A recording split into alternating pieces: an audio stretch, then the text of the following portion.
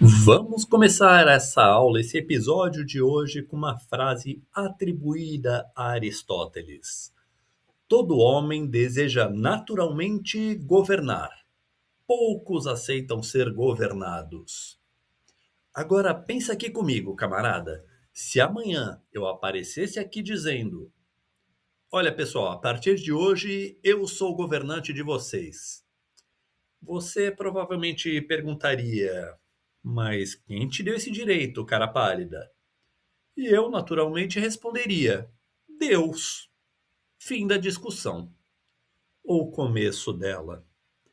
Porque durante séculos, essa foi exatamente a justificativa usada por reis, imperadores e monarcas.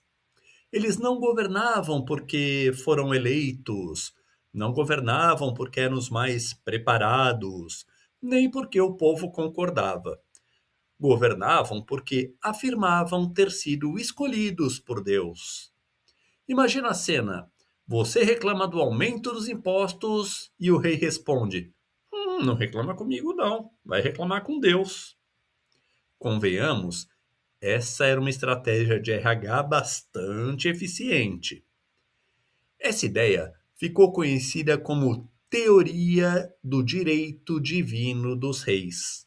Segundo ela, o poder do governante vinha diretamente de Deus e, portanto, não deveria ser questionado pelos seus súditos.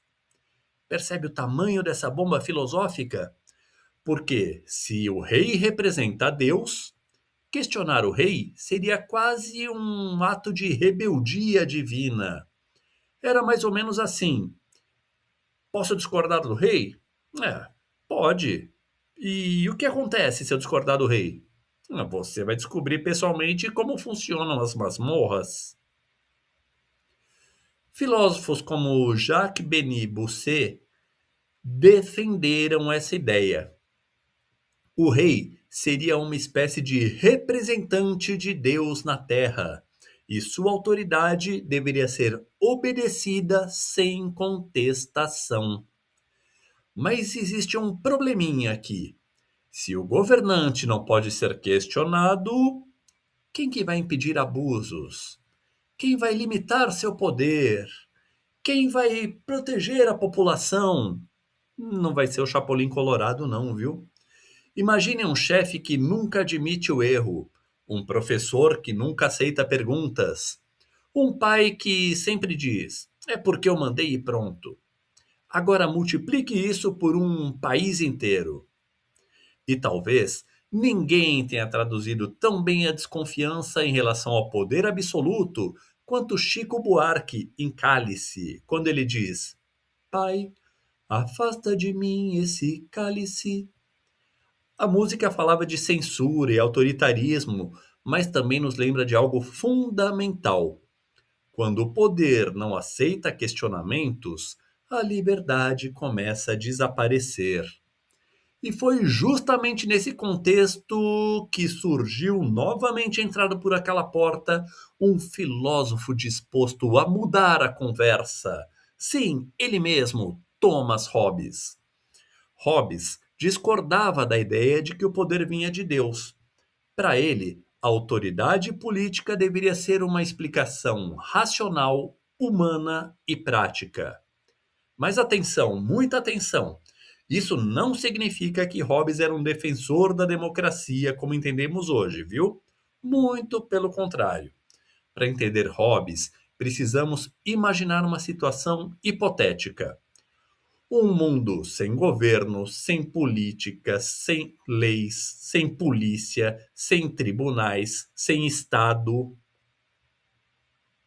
Pense, sei lá, numa rede social sem moderação nenhuma. Nenhuma regra, nenhuma punição, ninguém controlando nada. Em quanto tempo isso ia virar um caos, hein? Hobbes acreditava que, nesse cenário, viveríamos em permanente conflito, porque todos teriam liberdade total para fazer o que julgasse necessário para sobreviver. E ele chamou essa situação de estado de natureza. e a descreveu como uma verdadeira guerra de todos contra todos. Segundo Hobbes, o problema não é que as pessoas sejam necessariamente más. O problema é que ninguém sabe o que o outro pretende fazer. E quando existe medo, a desconfiança cresce. Basicamente, eu não queria atacar você não, viu? Mas achei que você fosse me atacar primeiro, então te ataquei. É daí que surge uma das frases mais famosas da filosofia: o homem é o lobo do homem.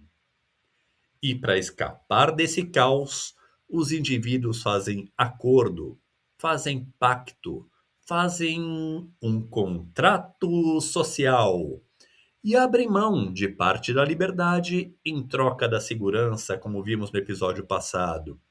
E assim nasce o soberano, o Estado, o famoso Leviatã de Hobbes. Aliás, vamos reconhecer aqui, vai. Leviatã é um nome bem mais impactante do que Departamento Geral de Organização Social e Mediação de Conflitos. Não é mesmo? Para Hobbes, apenas um poder forte seria capaz de impedir o retorno do caos. Por isso, o Estado precisava ser respeitado e obedecido. Mas percebe aqui a diferença? No direito divino, Deus cria o governante. Já em Hobbes, as pessoas criam o governante. O resultado final parece parecido: um poder forte. Mas a origem muda completamente. E talvez Legião Urbana tenha resumido esse dilema em perfeição quando eles dizem: vamos celebrar a estupidez humana, porque toda teoria nasce tentando responder uma pergunta simples: o que fazemos quando os seres humanos não são tão perfeitos quanto gostariam de parecer? Olha só, hein? Se você gosta dessas viagens filosóficas que conectam política, história, música e cotidiano, aproveite para seguir o Filolab, porque toda semana a gente coloca algumas certezas à prova. Então vamos voltar aqui já para a frase do começo. Todo homem deseja naturalmente governar, poucos aceitam ser governados. Ah, olha só, hein? Decifrando citações de Aristóteles, você tá ficando fera nisso. Fica mais interessante agora, não fica?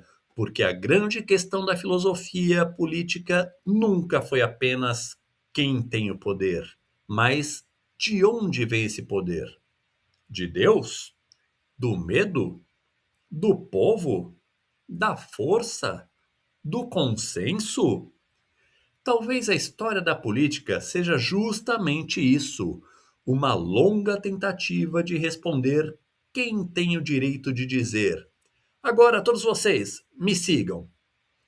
E talvez filosofar seja exatamente não aceitar essa resposta sem fazer mais uma pergunta, porque no Filolab a gente não obedece às ideias, a gente as coloca em teste, testando ideias, explodindo certezas. Eu filosoficar.